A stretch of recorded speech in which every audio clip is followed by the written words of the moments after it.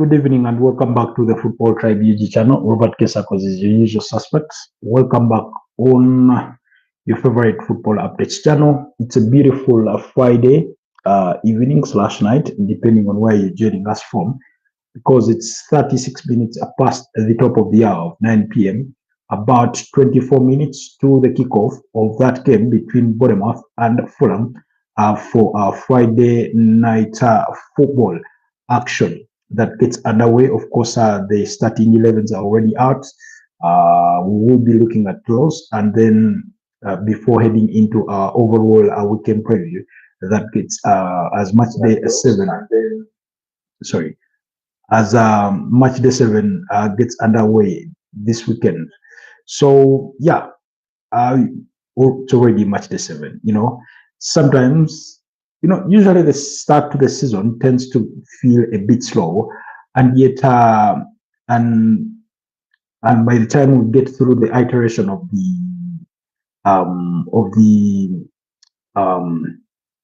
the international breaks, usually things pick on and action comes really thick and fast. So we will be looking at that and more really in today's broadcast. So we'll be assessing that.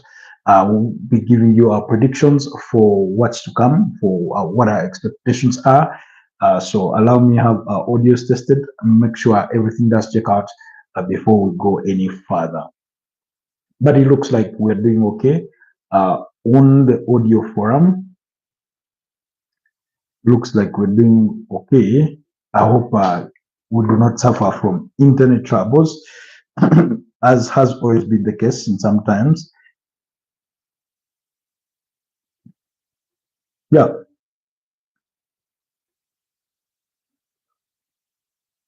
Okay. Just give me a second.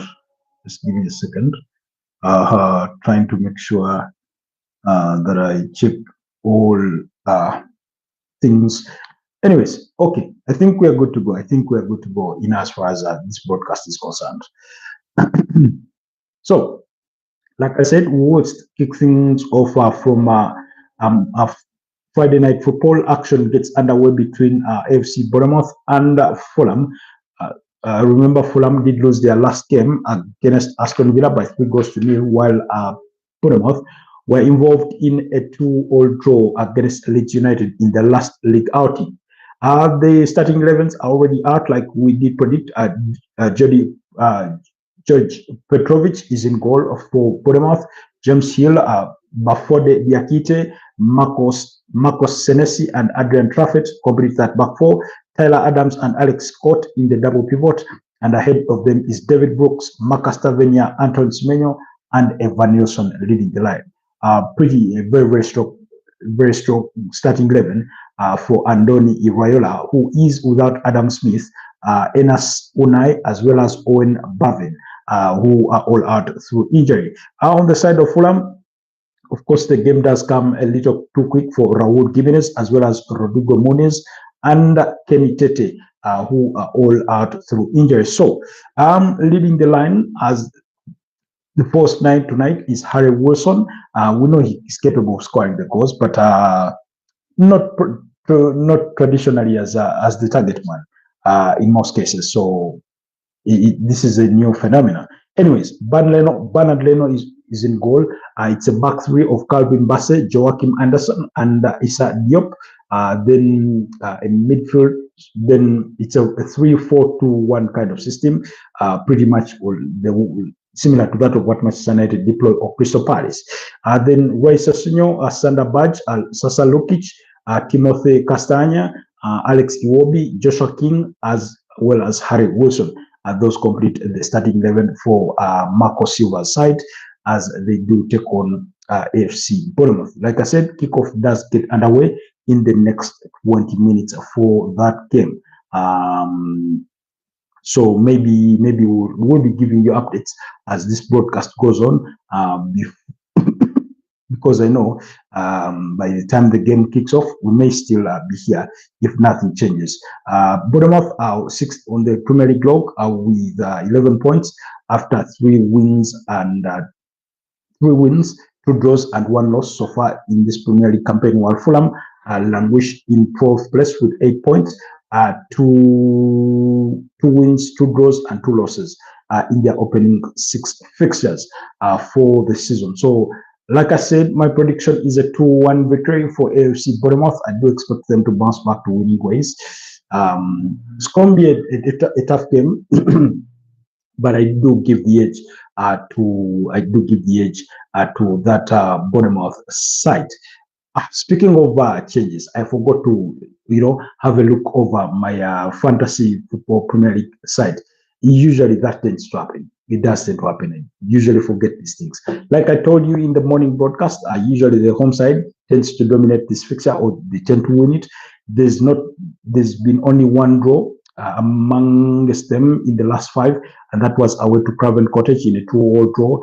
But every time the home side usually takes that advantage to win, this game, and that's why my expectation remains that Bournemouth will get this one over the line and win it by 2-1.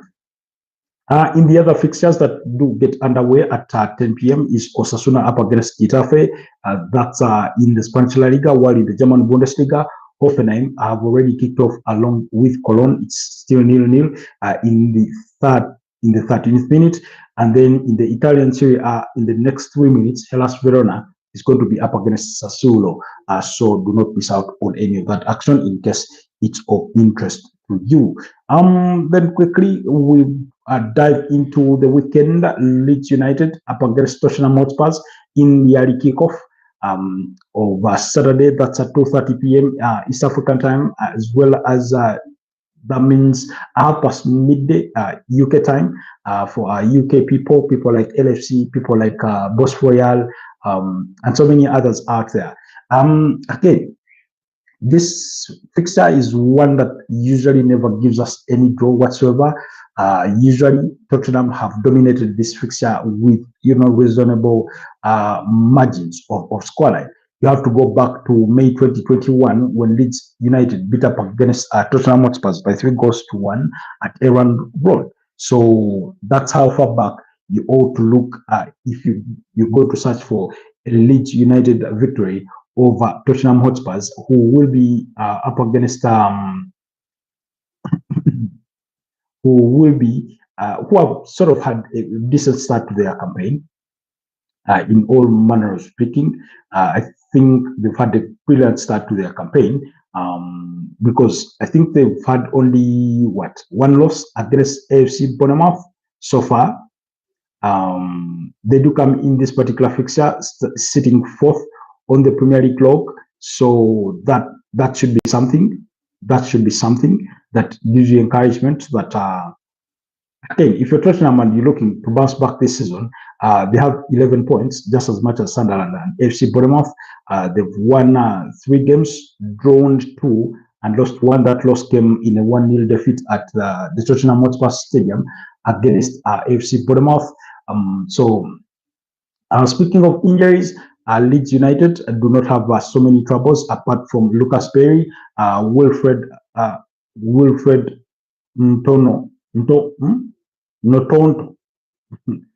Noto, something like that. And then Daniel James. Maybe they will miss the width that usually Daniel James provides them. Yet in sharp contrast, Tottenham Hotspurs do sort of have a very lengthy injury list that includes Dejan Kulusevski, James Maddison, who we know suffered an anterior cruciate ligament injury. Dejan Kulusevski is also out through a knee injury. Same applies to Radu Dragsson. I mean, ever since they signed him, he has not played for them in many games. Radu Dragsson, yeah. Then you look at Kota Takai. This one was signed from, I think, the Japanese league. And then Yuris Bissouma is out through a knock. Dominic Solanke struggles with an ankle, while Kolo Muani suffers from a dead leg. I do not know what that means. And then Christian Romero is also out through a knock. Maybe, as per this information, you never know. Some of those could pass their late fitness tests, particularly Christian Romero, and then they get to feature for Tottenham Hotspurs tomorrow as Thomas Frank guides his team at, commands them at Elland Road. If I'm him, or perhaps my expectation will be again Guillermo Vicario, Destin Udogi, Mickey Van de Ven, Christian Romero is expected to bounce back. Pedro Porro, then that midfield, Joao Paulinho, Lucas Bagville, and Rodrigo Bentancur. Although for some reason, I would really appreciate to have that athleticism of Pape Matza in that midfield. So that means who gets sacrificed? Is it Bentancur or Bagville? Then Xavi Simons, Mohamed Kudus, and Richarlison to lead the lines. While on the other side of Leeds United, maybe it's time to call upon Dominic Calvert-Lewin. He should start to come good, given that the investment they put in him, paying him quite heavily because he was a free agent, joining them, having pathways with Everton over the summer. Carl Dallo in goal, Jaden Bogo, Joe Rodon, Pascal Struge, Gabriel Goodmanson, as well as Ethan Ampadu. Yes. Sean Longstaff, Brendan Aronson, Anton Stach, Noah Okafor, very, very good player there. I think they signed Noah Okafor from AC Milan. We remember seeing him against Liverpool in preseason, featuring for that AC Milan side. So looks like that's the manager in Daniel Faki has a very, very strong side for Leeds United, but like I've mentioned, they are without their injury worries, while Tottenham Hotspurs have, I think a bigger share of the injuries. Nonetheless, they still have a very, very decent squad that can compete up against Leeds United. And that's why, for me, I've given them a 2-1 victory for against Leeds United. It's usually a very, very high scoring fixture. There's only been one game where a clean sheet has been kept in the last 5. That came in February 2022 when Tottenham Hotspur beat up against Leeds at Elland Road by 4-0. So, yeah. That's what I'm going to go with. I think I get the feeling that Tottenham could dominate that midfield. Joao Paulinho, Lucas Bagville, and Rodrigo Bentancur could be really, really dominant. Then Mohamed Kudus and Xavi Simons stretching those wings could give them lots of troubles. Usually, I do not know. I've not watched enough of Leeds this season to see and determine the kind of way they play.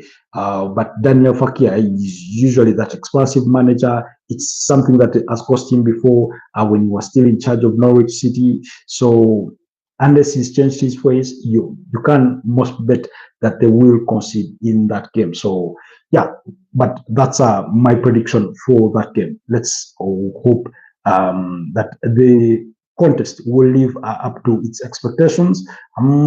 Like I said, maybe Noah Okafor, but they will miss the pace of Daniel James that usually provides on the left wing whenever he gets to play for the for the Manchester United fans. You know, a thing or two are pretty well about Daniel James with his speed and pace. He can have an eye for goal, although he doesn't score as often as you'd love him to. So yeah. Anyways, quickly, let's rush to the game between Arsenal and West Ham United because after the early kickoff on Saturday, Arsenal will come at 5 p.m., which is 3 p.m. UK time, 5 p.m. East African time, as well as Manchester United. Those two games will be kicking off at the same time between Arsenal and West Ham United, as well as Manchester United and Sunderland. Arsenal have lost 2 of their last home fixtures against West Ham, losing by 2-0. Goals scored by Aaron Wan-Bissaka and then Konstantinos Mavropanos.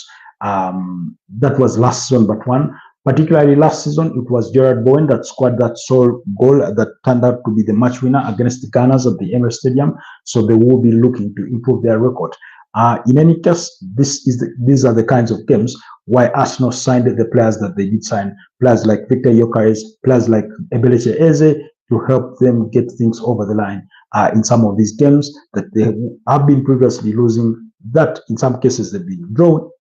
These are the kind of games that they really need to come good. I talk about two players in Ebelechi Eze and Victor Gyökeres who have had two decent games in their last outings, both in the Premier League against Newcastle and in the midweek against Olympiacos, although Ebelechi Eze came off the bench in that game against Olympiacos. So I think Mikel Arteta has, the way he started this season is been positive in the sense of player rotation, squad management. I think, can he do better? There's room for improvement, in my opinion. But so far, so good. The way he's deployed his squad, trying to rotate players, resting them, but also trying to conjure out what his best midfield is going to be. In that game against Olympiacos, we saw the midfield trio that used to play for Real Sociedad: Martin Odegaard, Martin Zubimendi, and Mikel Merino, who are really good.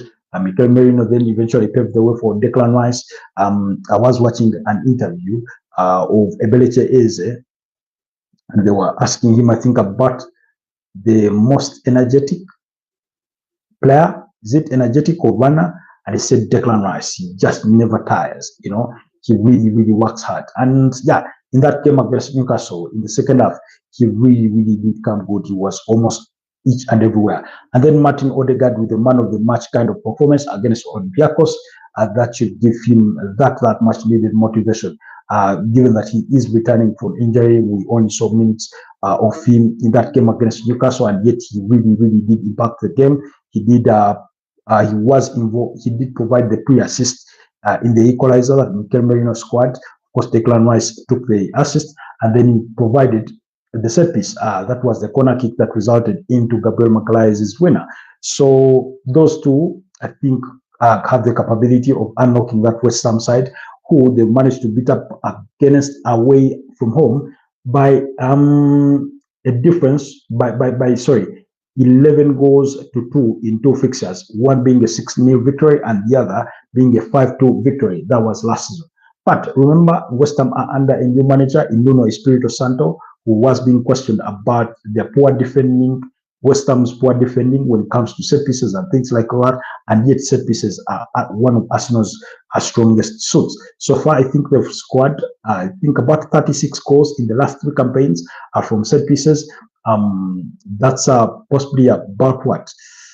More than 10 goals than any other team in the Premier League. So yeah, when you're facing Arsenal, you have to worry about set pieces or how you do setup. And yeah, I remember, I think they did, Arsenal were forced in a draw last season by Nottingham Forest. I seem to remember a game that ended in a draw. And basically, Nuno Espirito Santo parked the bus.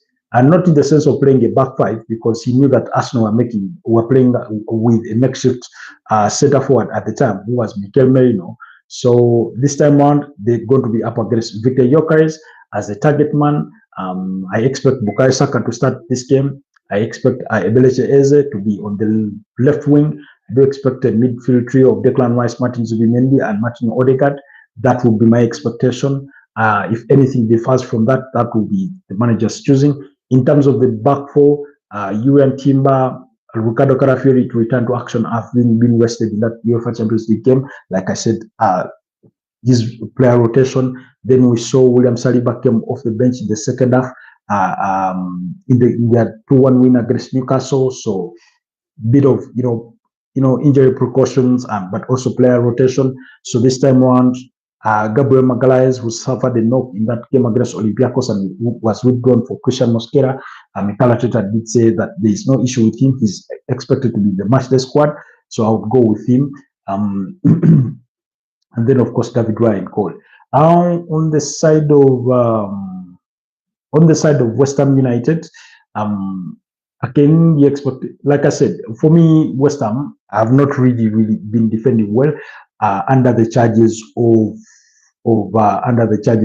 Graham Potter. No wonder he was eventually sacked. But Alfonso Areola to be in goal, Malik Diouf, Max Kilman, Konstantinos Mavropanos, and Carl Walker-Peters, Mateus Mateus Fernandes. Midfield alongside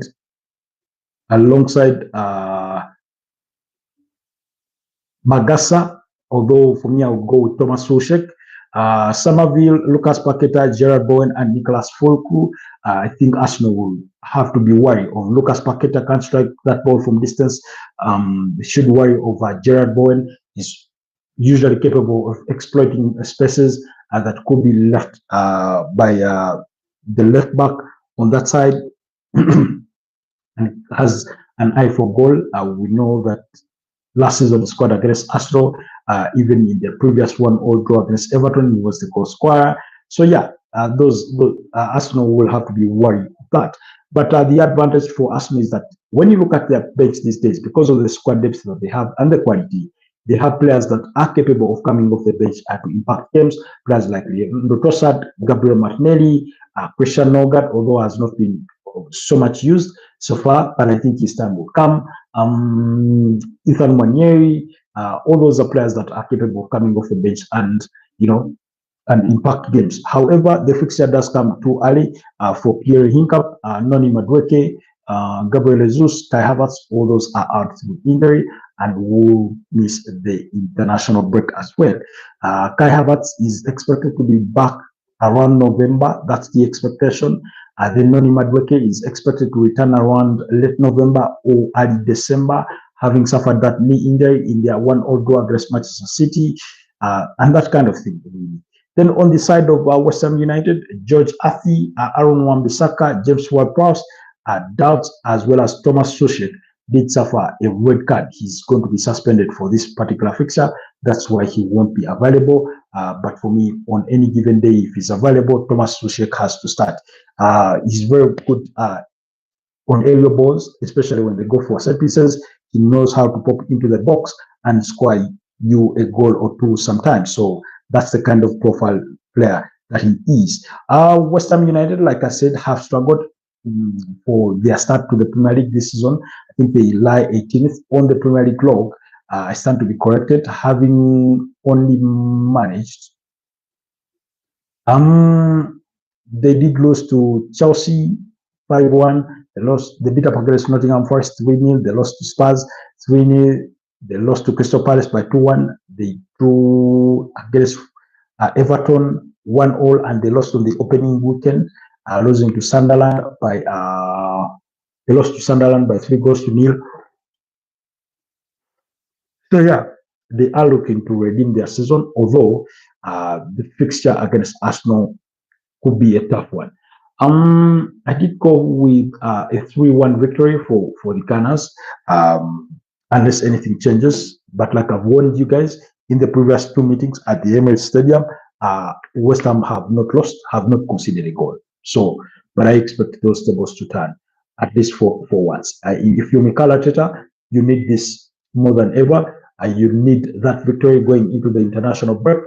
You get to play before Liverpool play. That means win your game, climb to the summit of the Premier League, and wait for the result that may come of that game between Chelsea and Liverpool later on the same day at 7:30 p.m. We're going to get to discuss that as well.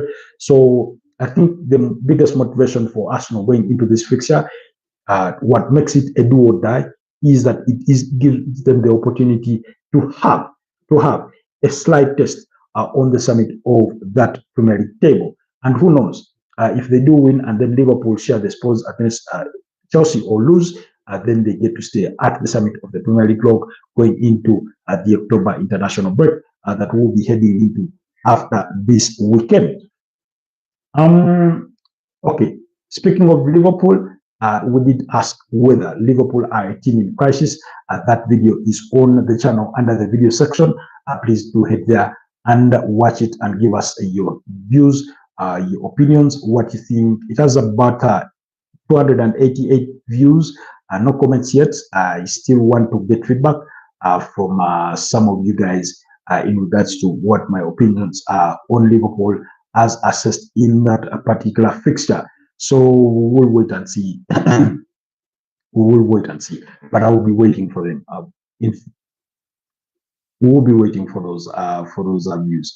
Anyways, away from that, let's. I've given you my prediction 3-1 for Arsenal. Let's quickly run to the game between Manchester United and Sunderland. Now, if there's ever been a game that should be a must not lose for Manchester United, this is a game. Because if you're Manchester United, the last thing you want to do is suffer a defeat against Sunderland when you're at home at Old Trafford and go into the international break with that loss. Now, for some of you that may not care to know, usually when you have those 2 weeks of the international break and the media focus is on you because you lost the game, geez, that comes with its own pressures, because the media has a lot of time because the way they report on international games, usually it's about, a preview and, discuss the results and on they go. And particularly if England win, they'll gush about it. If they lose, they scold Thomas Tuchel and some of the players. They'll question their decisions and then quickly move on away from that, because there is usually 2 games that are played, and seldom or rarely do you find that England lose both games.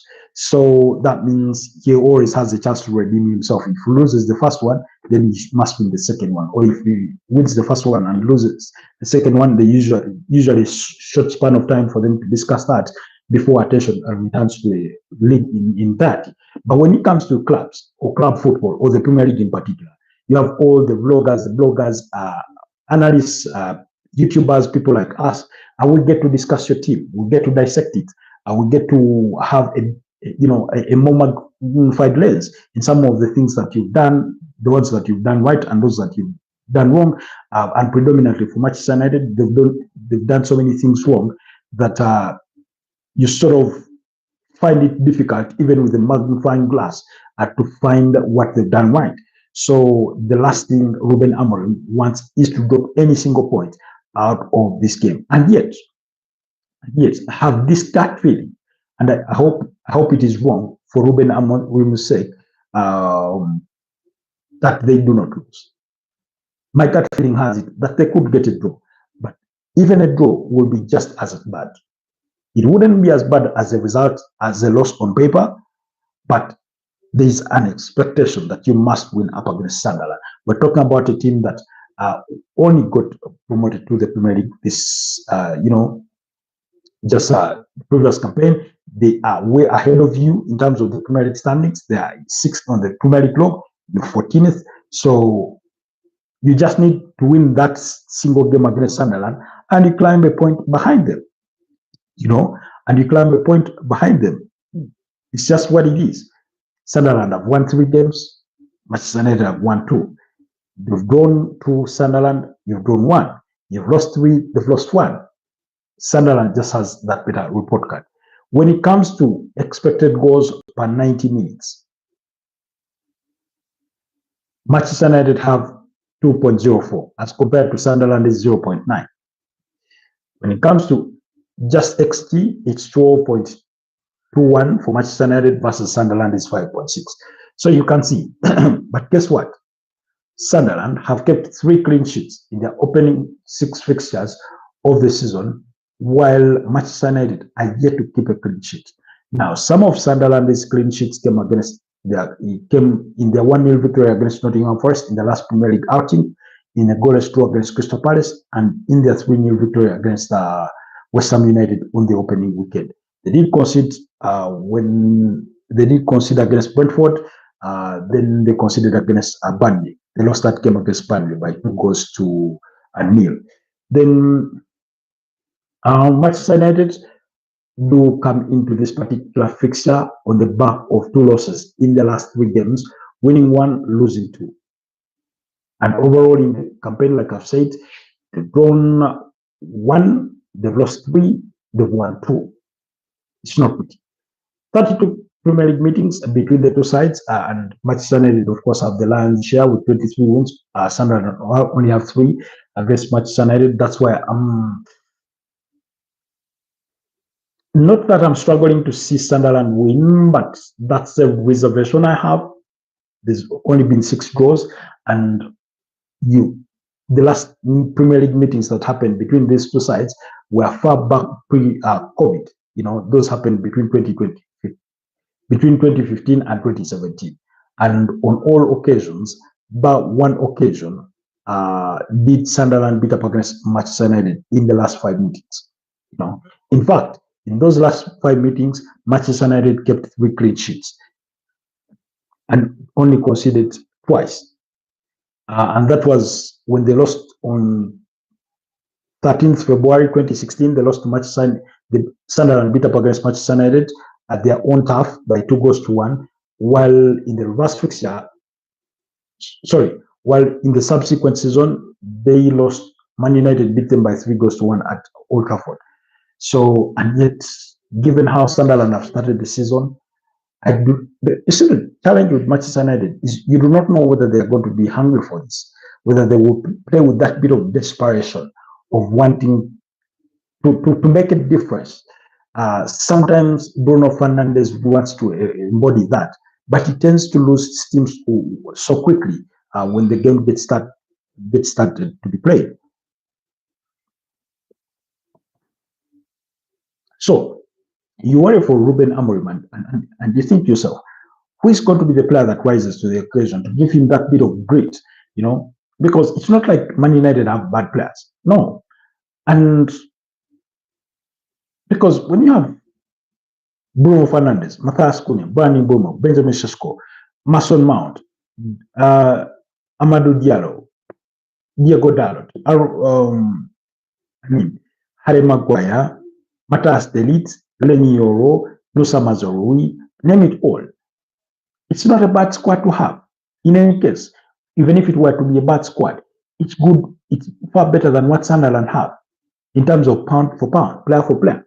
So it should be a game that Man United, under normal circumstances, would go and comfortably win. But I'm not convinced that they are going to comfortably win. In any case, Sunderland are going to come into this particular fixture knowing that if they give it a good fight, they could get a result. They could get a draw. They could get all 3 points at Old Trafford. We know that teams have come there and gotten 3 points from Old Trafford in season gone by. So they'll know that. They'll bear that in mind, coming into this particular fixture, that they are capable of that. Now, of course, in the my expectation is Luke Shaw, I'll try by India in goal. I do not, but he's been so bad. The question is, when is Arsenal Lomans going to get his chance in between that Manchester United corpus? Is it going to be tomorrow? You never know. But for now, I think it will be outright by India, Lenioro, Matthias De Ligt, Luke Shaw, Amadou Diallo, Casemiro, Bruno Fernandes, and Patrick Dogu. That's according to a probable lineup. Although I wouldn't be surprised if Diego Dalot plays ahead of Amadou Diallo or Nusa Mazorui. Then Brandon Bomo, Matthias Cunha, and Benjamin Sesko. Casemiro does return from suspension following that red card that he did suffer against Chelsea. He did miss his game against Brentford as they lost by 3-1, with Benjamin Sesko leading the line. On the side of Sunderland themselves have their injury problems that they do come into this particular fixture with. The likes of Habib Diarra, Aji Alese, Leo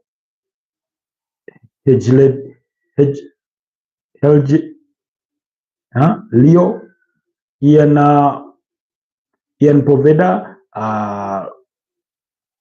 Romain Monde, then Reynold Mandava. This one suffered the red card in their last game, so will be out suspended and things like that. While it's only Nusa Mazorui and Lisandro Martinez that are injured on the other side.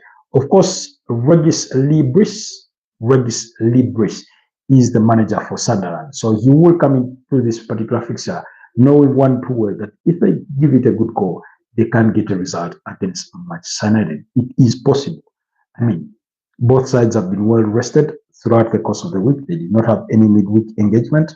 So they should be able to give us a good show tomorrow. But like I said, my prediction will be a 1-all draw for these two sides. The game between Brentford and Fulham has already started. It's still 0-0. Then, so on Saturday at 7:30 p.m., Chelsea will be up against Liverpool. Let's get through that game in just a bit as I see if I can get the feed for that game between Bournemouth and between Bournemouth and Fulham. If I can have that feed, then it will give me an absolute pleasure or honor to make sure that I give you some of the results as they transpire or as moment by moment, if possible. We can do a mini watch along as we continue with our preview for the weekend, if we can get a chance to load this game.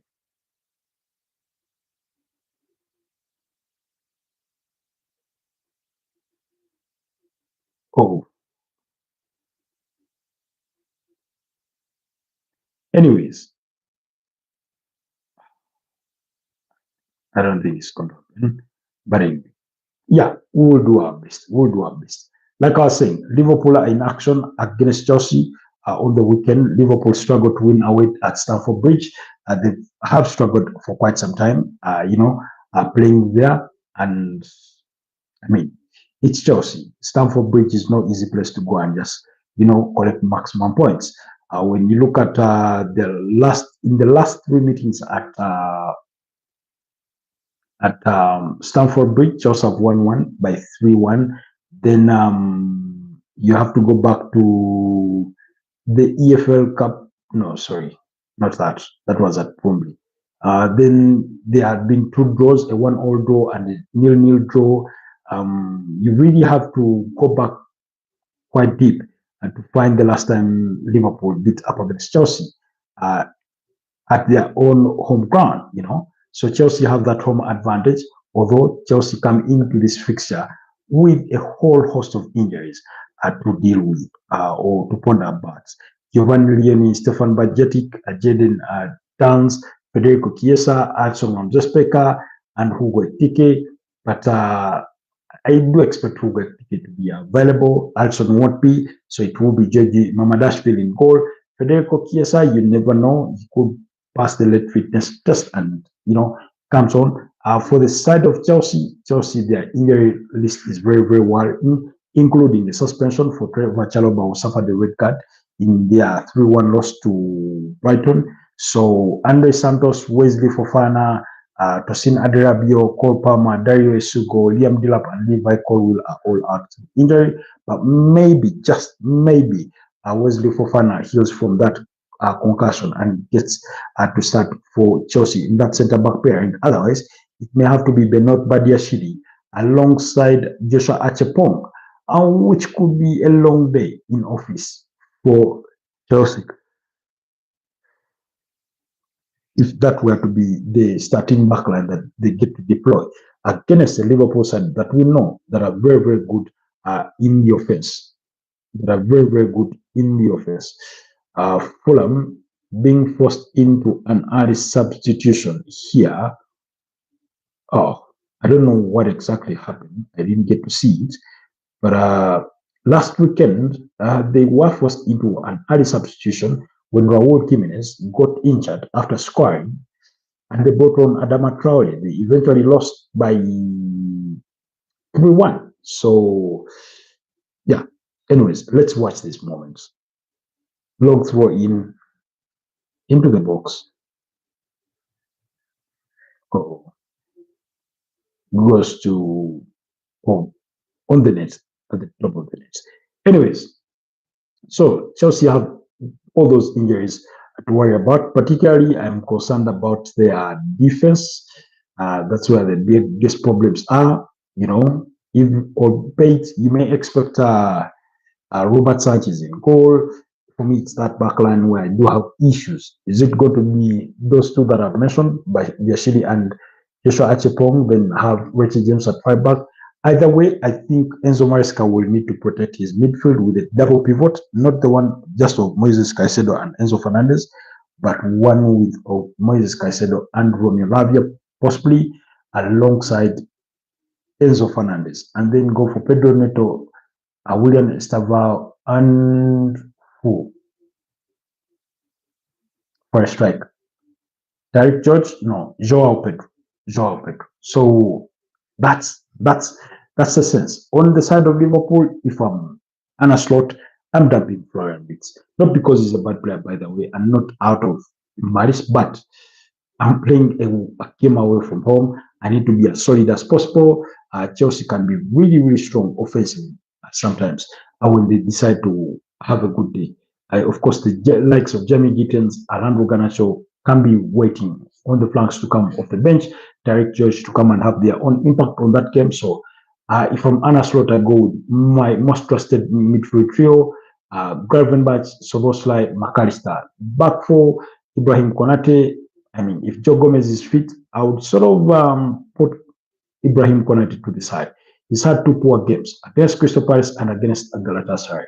He didn't look really, really good. So I'd go for Joe Gomez alongside Virgil van Dijk.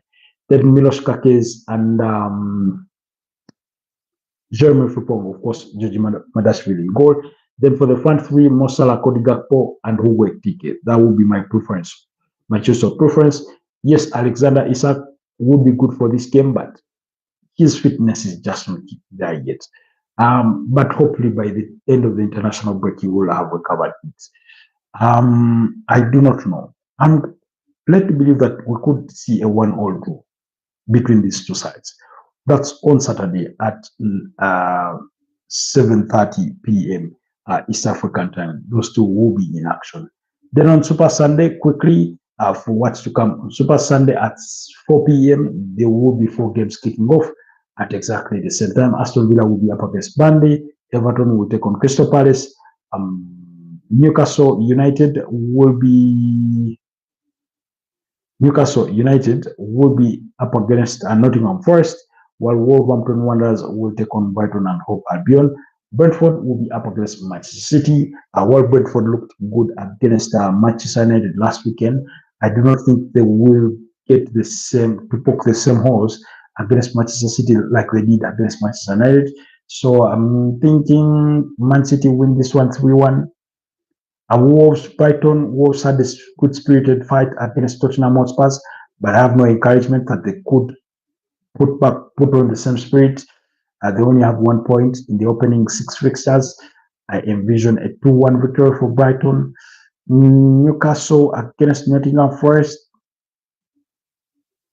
I've got Newcastle 2-0. Yes, Ange Postecoglou is yet to win in his opening 6 fixtures in charge of, Nottingham Forest. He lost to Arsenal by 3-0. Lost to Swansea by 3-2 in the EFL Cup. He lost to Midtjylland by 3-2 in the Europa League. He's had a couple of draws there. So it's not looking pretty for Ange Postecoglou. So I will go with a 2-0 victory for Nottingham Forest. Everton Crystal Palace, very, very difficult game. These two could cancel out each other with a 1-1 draw. Everton at home can be defensively solid. Crystal Palace are in the form of their life. I do not see them losing. They're unbeaten in the last 19 games across all competitions. They did beat up against Dynamo Kiev. In the UEFA Europe Conference League by 2-0. They were really, really dominant. Oliver Glasner was pretty delighted with their performance. So I'm going for a 1-1 draw in that game. So even though Everton are more well rested than Crystal Palace. Then Aston Villa against Burnley. Aston Villa have sort of started picking up their form. They have won 3 games on the spin, beating up against Bologna in the UEFA Europa League by 1-0, and also winning yesterday by 2-0 against Feyenoord. And then over the weekend, they beat up against Fulham by 3-1. I'm going to go 3-1. Aston Villa to beat up against Burnley this weekend. So those are my predictions for you guys that care to mind what the weekend has to be. I remember last weekend I got so many wrong. I almost had decided not to predict games again, but it is what it is. Anyways, in the Spanish La Liga, Rio Oviedo will be up against Levante. That's on Saturday at 3 p.m. Girona will take on Valencia. Athletic Bilbao will be up against Mallorca, and then Real Madrid will be up against Villarreal at 10 p.m. That's on Saturday in the Spanish La Liga. Beautiful game to look forward to, by the way, between Villarreal and Real Madrid. The Yellow Submarines will be traveling to the Santiago Bernabeu. In the German Bundesliga, Augsburg will be up against Wolfsburg. Bayer Leverkusen take on Union Berlin. Borussia Dortmund, fresh from beating up against Athletic Bilbao by 4 goals to 1 in the UEFA Champions League, will take on RB Leipzig. Werder Bremen will be up against St. Pauli. Eintracht Frankfurt will be up against Bayern Munich. Another big game that will kick off at 7:30 p.m. That will be one to watch. Then Lazio will be up against Torino. Parma will, that's in the Italian Serie A. Parma will be up against Lecce. All games kick off at 4 p.m. while Inter Milan and Cremonese will kick off at 7 p.m. Atlanta will be up against Como at 9:45 p.m. That's the kind of game that I would love to watch. In League One, Metis will be up against Olympic Marseille, Brest against Nantes, Auxerre will be up against Lens in the other fixtures to complete Saturday across the European front. Then on Super Sunday in the Spanish La Liga, Deportivo Alves will be up against Elche at 3 p.m. Barcelona will be up against Sevilla. Espanyol will take on Real Betis. Real Sociedad will be up against Rayo Vallecano, while Celta Vigo will take on Atletico de Madrid.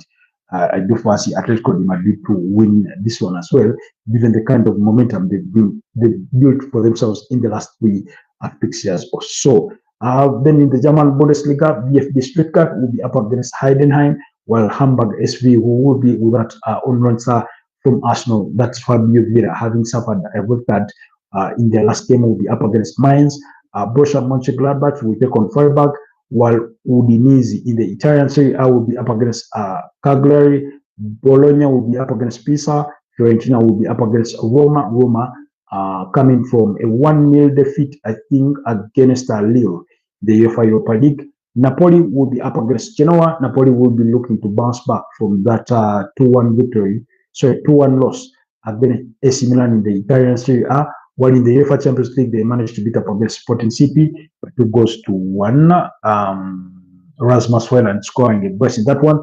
Juventus will be up against AC Milan. I think that will be the biggest game of the weekend in as far as European football is concerned.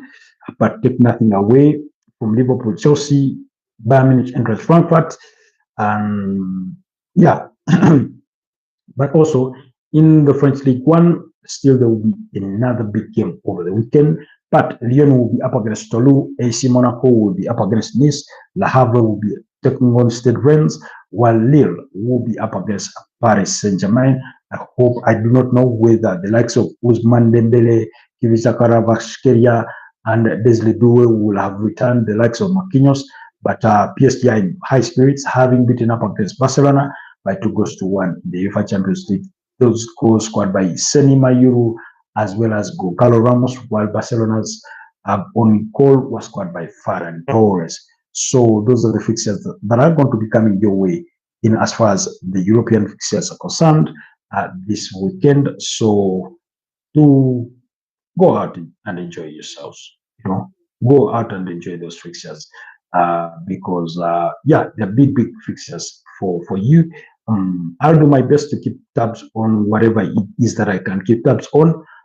Otherwise, allow me to wrap it here and wish you a wonderful weekend filled with a lot of sports. It's the last weekend before we go into the international break. I know many of us are not fan favorites of the international break. It tends to bore us to the core, but it is what it is. It is what it is. So I hope you can get to enjoy this one before the weekend kicks in. On home soil, Vipers, like I told you, opted out of the Uganda Premier League due to the new format. Whether they will be able to continue with their exploits in the Confederation of in the CAF Champions League, where they did play at the preliminary round. That remains to be seen. Yeah, it's been a bit feisty. It's unfair. It's not good. It's not good for football, but it is what it is. Have yourselves a blessed night, and I'll see you guys next time. Bye bye for now.